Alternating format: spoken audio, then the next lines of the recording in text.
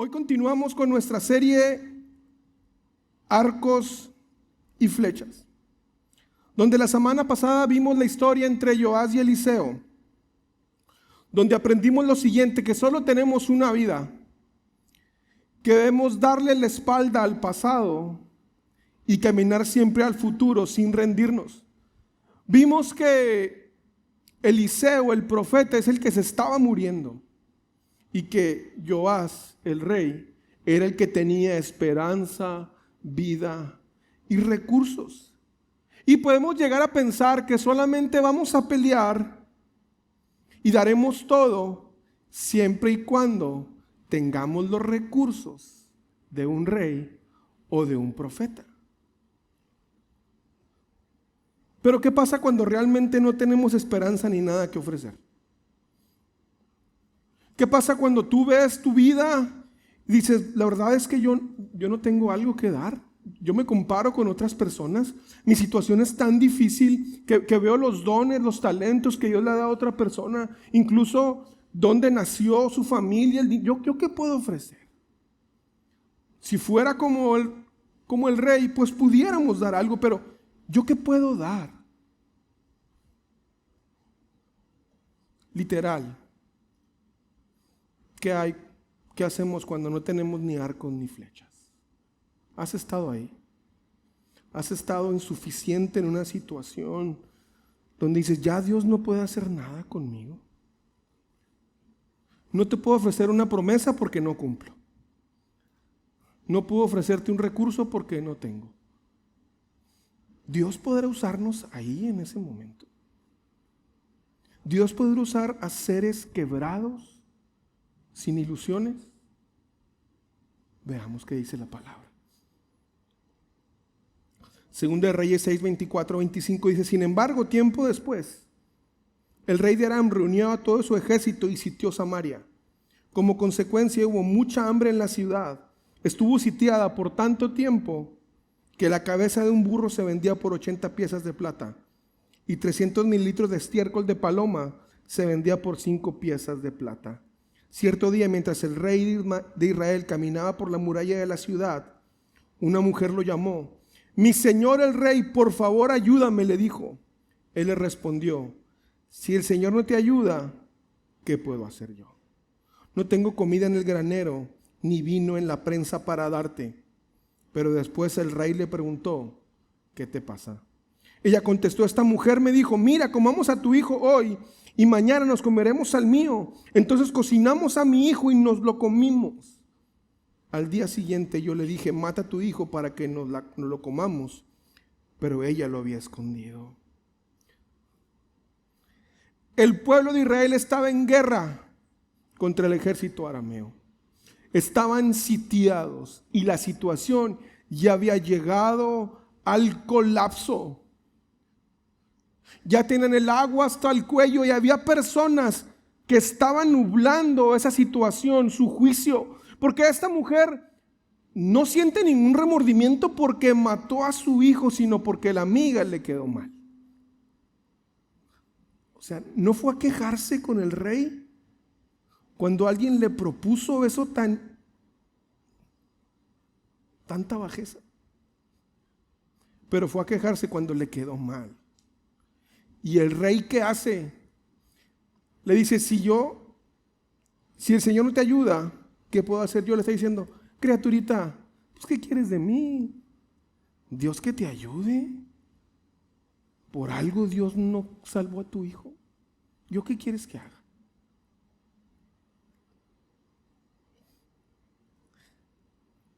Mujeres comiéndose a sus propios hijos. Todos sabemos que las batallas suelen tener partes que no nos gustan. Pelear una batalla siempre llevará algo que nos disgusta o algo que no queremos afrontar. Pelear una batalla es tocar el tema que nadie quiere decir. Es tocar las áreas de tu vida que van a doler. Es tocar áreas de tu vida que te van a asfixiar y te van a hacer perder la razón.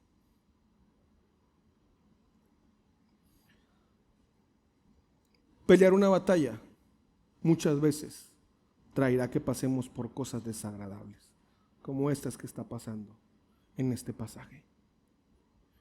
Versículo 30. Cuando el rey oyó esto, rasgó sus vestiduras en señal de desesperación, y como seguía caminando por la muralla, la gente pudo ver que debajo del manto real tenía tela áspera puesta directamente sobre la piel. Entonces el rey juró: que Dios me castigue y aún me mate si hoy mismo no separo la cabeza de Eliseo de sus hombres. Vemos que el rey se entera de lo que está pasando y que sigue caminando por la ciudad y le siguen llegando cosas y se enoja. Pero el rey es quien tenía los recursos para solucionarlo, y si no los tenía, era su función proveerlos. El rey era quien debía solucionar. El rey era para que inmediatamente fuera a sus rodillas y empezara a clamar por una solución. ¿Pero qué hace? Le echa la culpa a Eliseo. Cuando Eliseo era de su propio pueblo.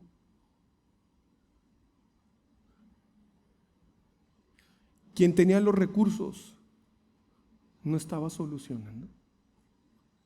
Quien tenía la responsabilidad le estaba echando la culpa a otros. Padres, cuando hay un problema en la familia, no que otro lo resuelva.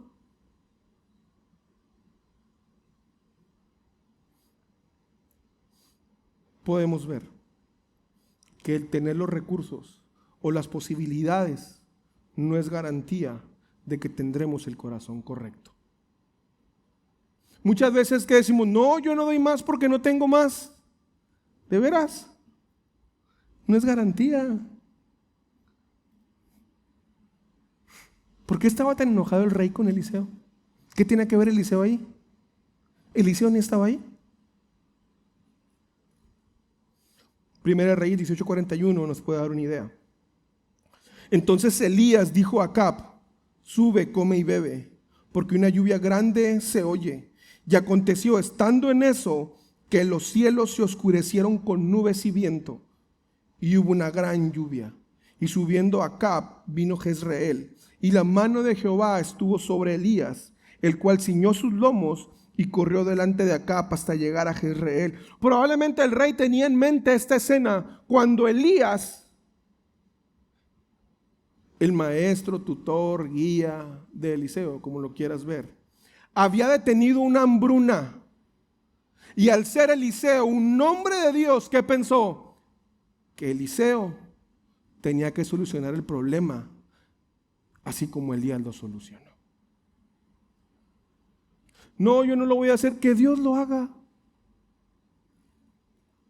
Es la actitud de Dios sabe por qué hace las cosas, escudándonos en una falsa dependencia divina para no poner ni hacer nada de nuestra parte. Es la actitud de decir: no, que Dios te ayude, yo no, pero Dios sí. Que otros lo hagan porque yo no puedo. Nos escudamos en una falsa dependencia divina para Dios y no hacemos nada. Dios sabrá por qué no me ha cambiado. Sigues leyendo la misma basura, ¿cómo te va a cambiar? Dios sabrá por qué no tengo más salud. Te sigues levantando a la misma hora. No, que Eliseo venga y resuelva. Yo aquí solamente soy el rey. Yo no hago milagros.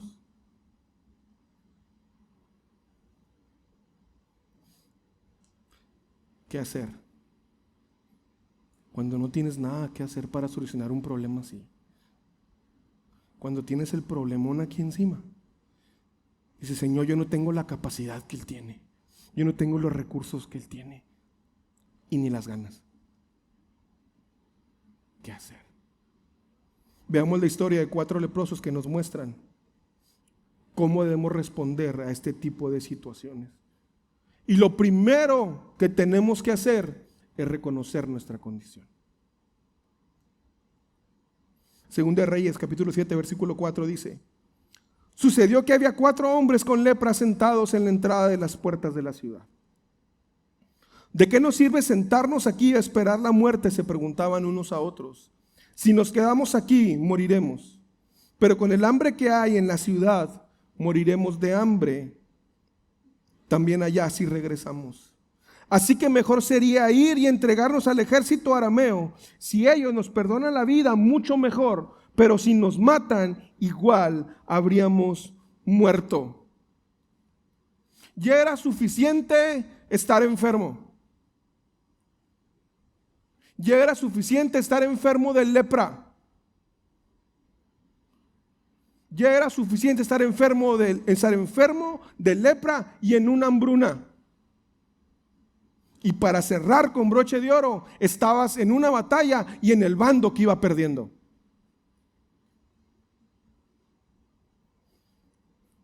Estos leprosos bien pudieran decir: no, Dios le manda sus peores batallas a sus mejores guerreros.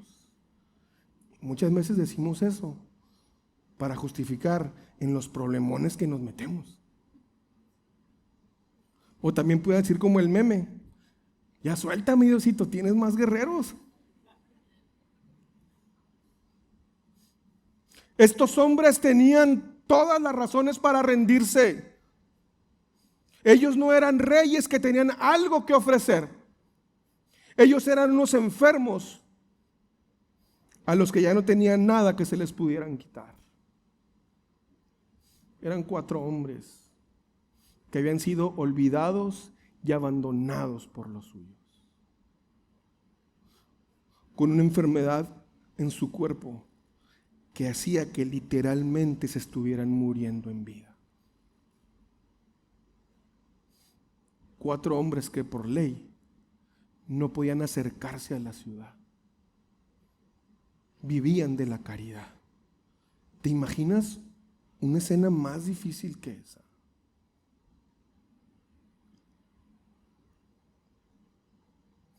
Estos hombres entendieron cuál era su situación y sus circunstancias. Dijeron: sí, tengo que reconocer que tengo un problema. Tengo que reconocer que tengo lepra. Tengo que reconocer que me voy a morir. Lo primero que tenemos que hacer es reconocer en qué estamos fallando. En qué hemos fallado como padres, como esposos, como hijos, como ciudadanos. Porque si no reconocemos, nunca vamos a salir del problema. Si le damos la vuelta a las cosas y seguimos barriendo la basurita nomás ahí para que no se vea, no va a pasar mucho. Estos hombres reconocieron su situación. Para ellos hubiera sido mucho más fácil rendirse ante la situación y decir: no, pues así Dios quiere que viva. A ver, ¿por qué no me sana? Pudieran haber echado la culpa a Dios por todos los males que les había acontecido. ¿Como quién? Como el rey. Pudieran haberse enojado contra su propio pueblo, que los había separado y que los había entregado a la muerte. ¿Qué Dios quiere que hagamos en esta situación? ¿Qué es lo que Dios quiere cuando todo lo tenemos en contra? Deuteronomio 30:19 dice: hoy te he dado a elegir entre la vida y la muerte, entre bendiciones y maldiciones. Ahora pongo el cielo y a la tierra como testigo de la decisión que tomes. Es tu decisión. No le eches después la culpa a Dios. Si pierdes tiempo y tu vida, es tu decisión, no Dios. Ay, si eligieras la vida para que tú y tus descendientes puedan vivir. ¿Qué es elegir la vida? ¿Te has preguntado? ¿Qué es realmente vivir? ¿Tener todo lo que quieras? ¿Que alguien te sirva? No tener. ¿Qué es la vida? ¿Qué es vivir? Aquí no lo dice. Puedes elegir esa opción. al amar, al obedecer y comprometerte firmemente con el Señor tu Dios. Esa es la clave para tu vida. Si tú no estás viviendo, es porque no estás amando, porque no estás obedeciendo y no te has comprometido con el Señor. No le busques más.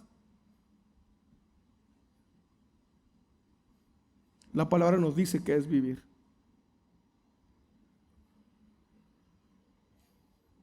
Esa es la clave para tu vida. ¿Quieres vivir? Ama, obedece y comprométete firmemente con el Señor. No nada más un tiempo en tu juventud y luego te vas. Y ahí regreso cuando quiera. ¿De veras vas a regresar? Sí, porque no has regresado. No nada más un tiempo y después vuelvo. No estás viviendo porque no te has comprometido. Y si amas y obedeces al Señor, ¿qué pasará? Vivirás por muchos años en la tierra que el Señor juró dar a tus antepasados Abraham, Isaac y Jacob. ¿Qué quiere Dios que hagamos en la situación más difícil de nuestra vida? Cuando no tenemos nada, cuando nadie cree en nosotros. Dios quiere que siempre escojamos la vida y no la muerte. ¿Qué quiere Dios para mí? Quiere que escojamos amar antes de odiar. Quiere que escogemos siempre dar vida y no muerte. Quiere que conozcamos y amemos antes de juzgar a las personas. Quiere que si nos equivocamos sea por dar gracia. Aunque abusen, arriésgate a que abusen. Preferible eso a que te equivoques dando ley. Dios quiere que escojamos la vida, sea cual sea nuestra situación. Estos hombres escogieron la vida. Versículo 5.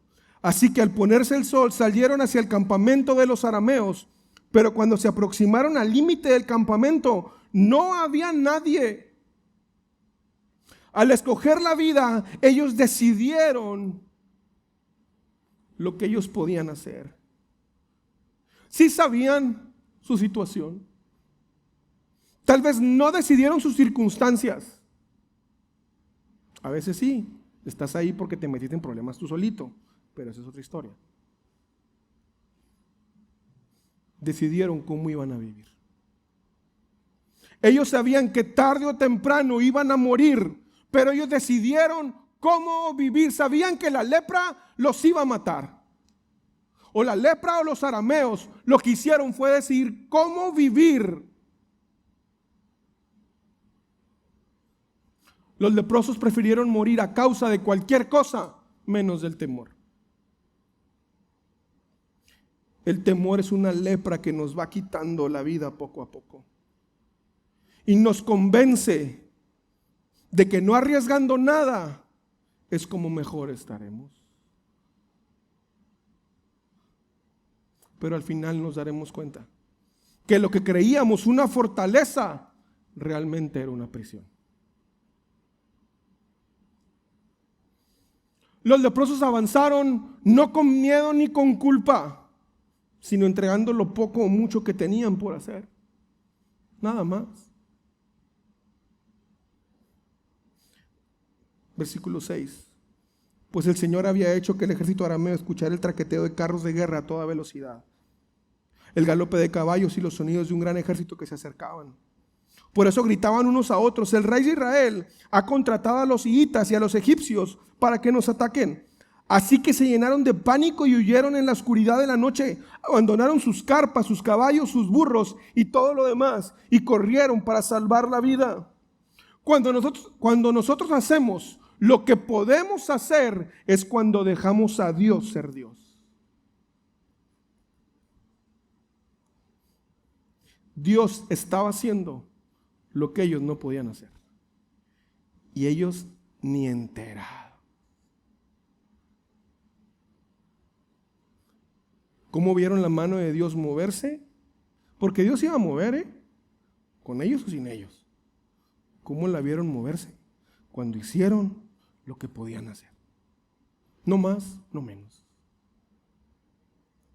Los leprosos, en medio de sus miedos y sus circunstancias adversas, lo dejaron todo atrás. Imagínate estos 4 hombres separados. ¿Qué es lo que veían ellos? Puros leprosos, ¿no? Estos hombres pudieron haber normalizado la lepra. No, pues es normal que todos seamos así. Todos mis amigos lo hacen. Todos los de mi edad lo hacen. Estos hombres pueden haber dicho, no, tener lepra es normal. Aquí el 100% de las personas que estamos aquí tenemos lepra. Dios quiere que todos tengamos lepra. No normalizaron su pecado, ni se escudaron en que otros lo estaban haciendo.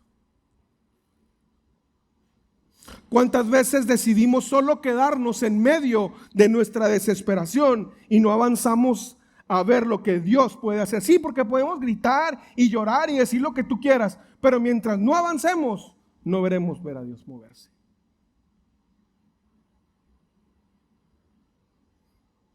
Cualquier cosa que Dios tenga en nuestro futuro, sin duda, llegará más fácil cuando escojamos la vida y salgamos de nuestra zona de confort. Que muchas veces no es de confort, es nuestra zona de miedo. A veces culpamos a Dios en que Dios no está interesado en nuestra vida porque no pasa nada. Cuando realmente muchas veces somos nosotros los que no tenemos un sentido de urgencia por las cosas que realmente importan. No nos interesa lo que Dios quiere que nos interese y no va a pasar nada. Y nos quejamos de que Dios no nos usa, es porque no nos movemos. Después estos hombres cambiaron su forma de ver la vida. Versículo 8. Cuando los hombres con lepra llegaron al límite del campamento, fueron de carpa en carpa, comieron y bebieron vino, sacaron plata, oro y ropa y escondieron todo. Estos hombres que un día antes no tenían esperanza, hoy ¿qué estaban haciendo? Comiendo, bebiendo, disfrutando de algo que no podían tener por sus propios méritos, que no lo podían conseguir por ellos mismos, que no hicieron nada por obtenerlo. Estos hombres ya se habían encontrado con la ley. De hecho, la ley era la que los tenía marginados. Estos hombres no tenían ningún interés ni ningún motivo para ver por alguien más. De hecho, esa fue su primera opción. Hombres que se encuentran con la gracia.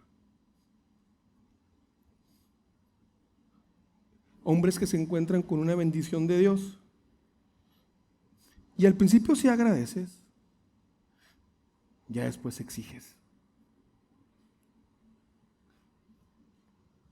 Algo que no tenías, que no merecías, lo empiezas a enterrar y acumular para ti mismo. Estos hombres pudieran haber dicho, ¿yo por qué voy a dar lo que me encontré? Si no es de nadie, no me lo estoy robando. Dios me bendijo. Madrugué y Dios me ayudó.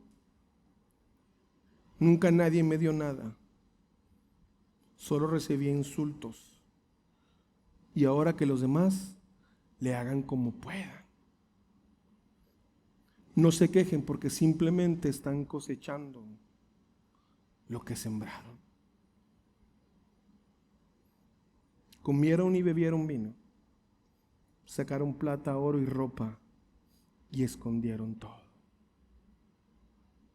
Ellos se olvidaron que había más personas que estaban sufriendo, solo vieron por ellos mismos. Y esta historia bien pudiera terminar aquí, mencionando que 4 leprosos un día, en el día de su suerte, terminaron una vida llena de lujos y riquezas. Y todos hubiéramos aplaudido, ¡wow! Dios es muy bueno. Aquí hubiera podido terminar esta historia. Ellos simplemente hicieron lo que muchos de nosotros haríamos al tener hambre y sed: saciar nuestras necesidades, tomar lo que podamos y disfrutarlo al máximo. ¿Tiene algo de malo eso? Ellos empezaron a acumular todo lo que podían, más allá de lo que necesitaban. Y eso sí, poniendo atención, cuidado, a que nadie más disfrutara de esa bendición, porque lo estaban enterrando. No, esto es solo para mí. Nadie más disfrutara de las bendiciones, solo ellos. Al final, lo único que estaban haciendo es disfrutar de la buena fortuna, ¿verdad? Y aceptando la provisión de Dios, ¿o no? Y esto es precisamente lo que muchos enseñan como el evangelio de la prosperidad. Muchos pudieran argumentar que Dios no tiene promesas para mí, que los pensamientos de Dios son más altos que los míos, que no soy hijo de Dios y como Dios es más, piensa más alto que yo, si le pido un carro me va a regalar 4.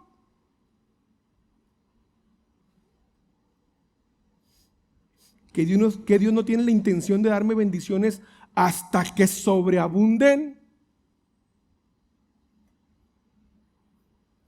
La verdadera pregunta es: ¿cuál es el objetivo final de que Dios nos bendiga? ¿Te lo has preguntado? ¿Te has preguntado por qué Dios te bendice o únicamente llegamos, vemos, comemos y no sabemos? Sí, entendemos que es por gracia y que no lo podemos generar, pero nos hemos preguntado por qué Dios nos bendice. ¿Para qué Dios nos bendice? Versículo 9. Finalmente se dijeron entre ellos: esto no está bien. Hoy es un día de buenas noticias y nosotros no lo hemos dicho a nadie. Si esperamos hasta la mañana, seguro que nos ocurre alguna calamidad. Vamos, regresemos al palacio y contémosle a la gente. Estos hombres en un punto, cuando estaban acumulando, cuando estaban enterrando lo que Dios les había dado, se miraron a la cara y dijeron: esto no está bien. Y entendieron en su corazón una de las revelaciones más profundas. Entendieron que esconder el tesoro que hemos encontrado, amontonar lo que se nos ha dado gratuitamente, sería el mayor error de nuestras vidas. Peor aún que una lepra en el alma. Estos 4 leprosos entendieron cómo es que trabaja Dios. Que no había manera de que Dios les proveyera tanto solo para ellos 4. No había manera que Dios les diera tanto solo para que ellos acumularan y escondieran. Eso no está bien. No hay nada de malo disfrutar lo que Dios te da. Disfrútalo. Por una pantalla 85 pulgadas en tu casa, como yo lo voy a hacer algún día. No tiene nada de malo eso. No hay nada de malo en disfrutar lo que Dios nos da abundantemente. El error está en pensar que Dios nos lo ha dado pensando solo en nosotros. Dios quiere que seamos el vehículo de su bendición. Muchos de nosotros vemos la bendición de Dios como un pastel, pensando que entre más le toque a otro, y peor si es del Costco, dices, menos me toca a mí. Lo vemos así. Pensamos que eso es la bendición de Dios, que entre más le toque la rebanada al otro más grande, pues menos queda para mí. Por eso no compartimos, por eso no somos generosos, porque luego yo con qué me voy a quedar. Si la Biblia dice que es maldito el que no provee para los suyos. Cuando en la realidad la bendición de Dios es un río donde todos podemos ir y beber. Eso es la bendición de Dios. A uno le da una cosa, a otro otra. Corre, no se acaba.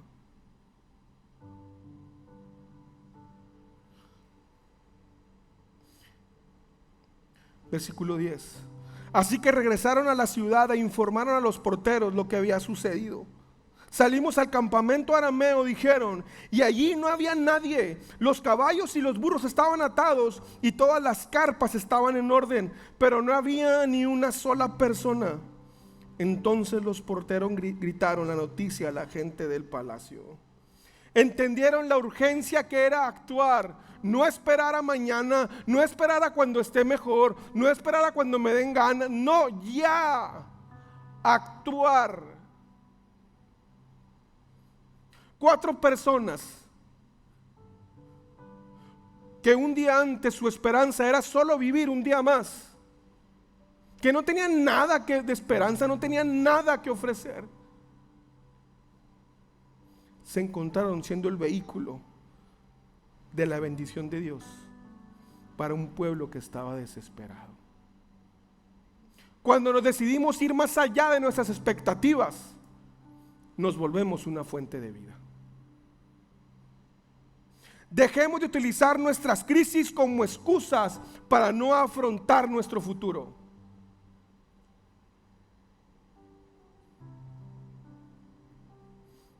Necesitamos actuar,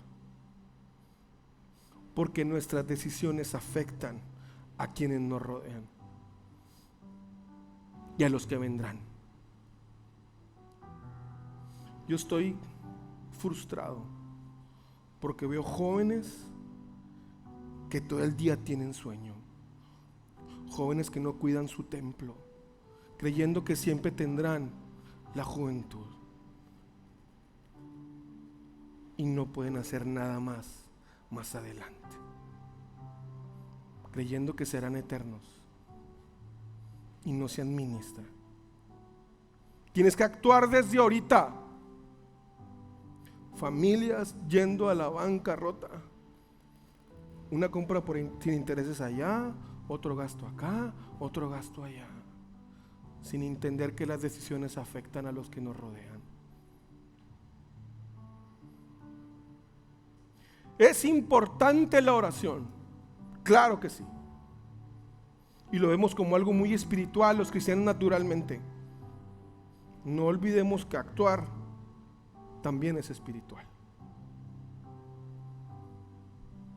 Podemos tener los 30,000 devocionales que tú tengas. Tenlos, si te da el tiempo y la vida. El problema es, cuando esos devocionales que tienes, lo únicamente es que hacen que no actúes y te encierres en tu caparazón. Algo no está bien. Necesitamos actuar. ¿Qué riesgo corremos si no actuamos? ¿Qué riesgo corremos si no le damos el mensaje correcto a los que nos rodean o a nuestra siguiente generación? ¿Cuál es el riesgo que hay? Versículo 17. El rey asignó al funcionario que lo atendía para que controlara las multitudes en la puerta. Pero cuando salieron corriendo, lo atropellaron y lo pisotearon. Así el hombre murió. La decisión del rey de no atender el problema le trajo la muerte a un hombre. Versículo 19. El funcionario del rey había respondido: eso sería imposible aunque el Señor abriera las ventanas del cielo.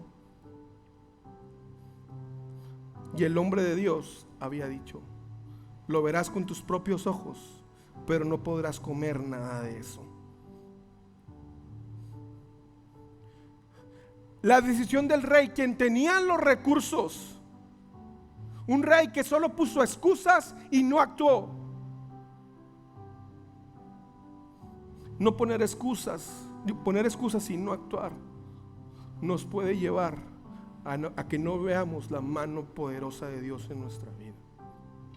Nos puede llevar a que otros, a los que nos siguen, a los que nos rodean, no vean la mano poderosa de Dios, como ese funcionario. porque no actuamos a tiempo.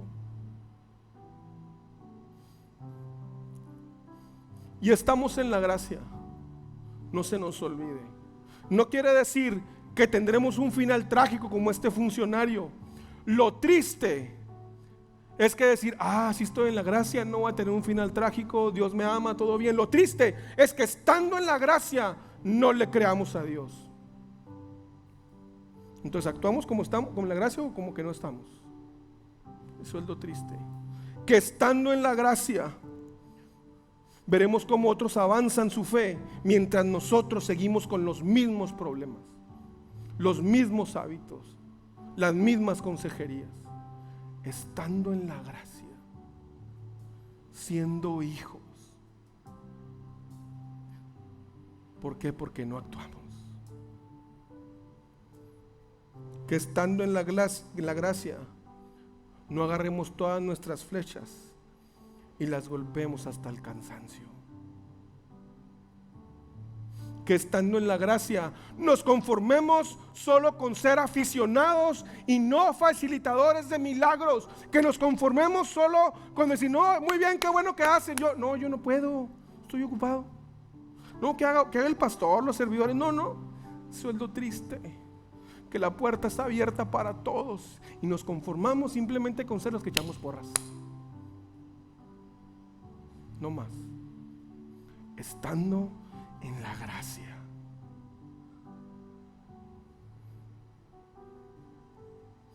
Un leproso es más poderoso que un rey cuando se decide avanzar hacia la vida, y el rey solo se queda poniendo excusas. ¿Por qué preferimos simplemente solo existir en lugar de vivir la vida al máximo como Dios quiere para nosotros? El mayor error en la vida es tratar de controlar todo. Es tratar de poner control a lo que no podemos controlar. Que todo nos da ansiedad y todo nos da problema. Ese es el mayor error. Y eso nos lleva a que donde sí podemos influir, donde sí podemos cambiar las cosas, se los cedemos a otros. Señor, heme a mí, heme aquí, envía a otro. No, que mis hijos los eduque la iglesia, la escuela. Sí, que te ayuden, pero tú eres el responsable. Los problemas en mi casa, no, pues que lo solucione mi esposa, yo no. Yo aquí solo soy el que paga. No, que mis hijos solucionen sus problemas, yo no.